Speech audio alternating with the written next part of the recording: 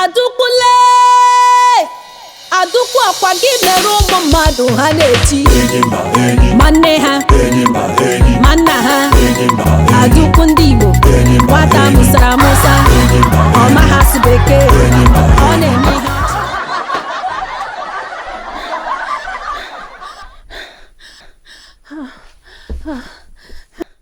my competition. Since you made me to be pursued you like Indian film.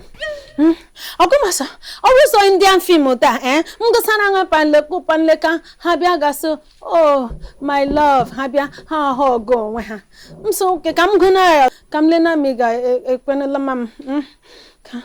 Panleku panleka. You break my heart nahi. Panleku panleka. Nahi Panleku panleka. Aduku, stop. What is wrong with you? When you make Guinness, Ajukan na joke. When you make to Guinness in both for them, is something wrong with you? Why you always acting? Why are you such a drama queen? I was only single. Papa leku, panleka, ka.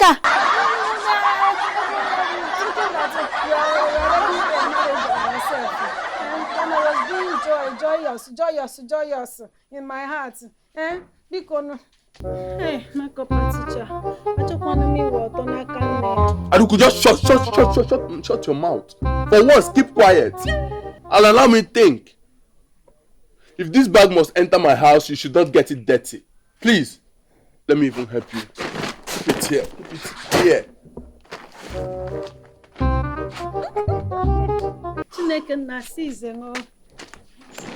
Where do you think you're going to with that bag? I'm entering the house, our house. Which house?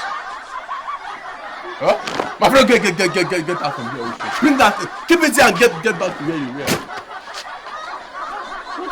When you say bag, dirty, bringing bag, just me gonna myself the skin. Me marry you. Who and who? Me and you marry. How? Listen, let me tell you something. Let me sound it as a warning to you. I'm only trying to help you, but each time I do, I will end up putting myself into trouble. I will just land into trouble. Is it my fault that my mom have married us? After now, you will say, I passion for education. I will not be giving up on you until you land. Give you that. Now, franking your face. Face for me. I want to be marry you. Really. It wouldn't have my class safe. What? That you are not my class? How? Like this? The only thing I'm trying now just to be learning. Okay, now because him, makanacho me muta akuako, and I promise you a show. I'm a pass excellently. You will heard about me. You will see. Don't you think that I even wanting to marry you safe? Is what you are thinking in your mind? Inside your mind. I don't want to marry you because. Are you sure about that? I am 130% sure. Okay, it's all good. What will happen is that you're gonna spend the night here, fine. But I will look for someone, a girl that you will stay with, and once you're done with your JAMB and SSC exams, you will go to the campus and you will be fine forever after. Hey, thank you, Cover teacher. So I go staying here with you. Thank you. Oh, you will. So I look room. How? I only stay in one room here. Yes. Yay! I'm not married. I'm not one room. Just one room. Upon one bed. Put the bed. Aduku, listen. I will sleep on the floor while you sleep on the bed. I hope you're okay with that. Hi, Mr. Nice Guy. Yes, Joku. Love na be heavy. My papa teacher. Love, mama. Hey. What's that? I'm just playing now. Do not play that kind of play with me. If you must stay in this house, you must comport yourself. Please. Okay, I have here. What is it? Nothing.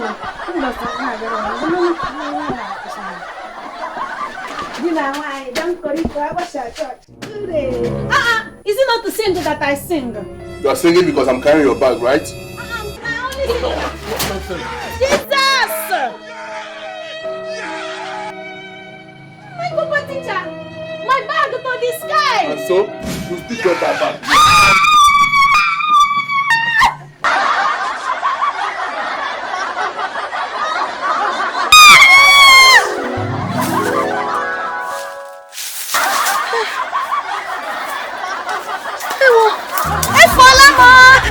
Hey!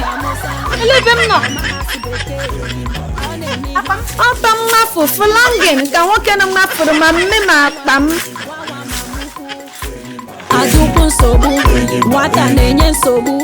Please on Facebook follow us ADAUKWU NDIGBO Comedy. Please just like and share and comment, and also comment so we can know what you think, your opinion, and how you want us to serve you better. Please subscribe. Subscribe. Please subscribe. Actually, this is God. Please subscribe. Subscribe. Subscribe. Subscribe.